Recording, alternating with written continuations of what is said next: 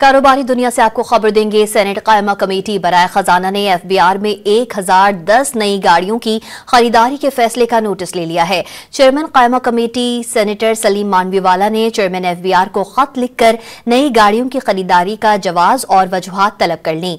सलीम मानवीवाला ने chairman FBR के नाम खत में 1010 नई गाड़ियों की खरीदारी की तफसीलात मांगी हैं। खत में कहा गया है कि एफबीआर 1000 से जायद गाड़ियों की खरीदारी की वजाहत पेश करे। गाड़ियों की खरीदारी में कौन सा तरीका इस्तेमाल किया गया, तफसीलात दी जाएं कि टेंडर हुआ, बोली हुई या कोई और तरीका इख्तियार किया गया।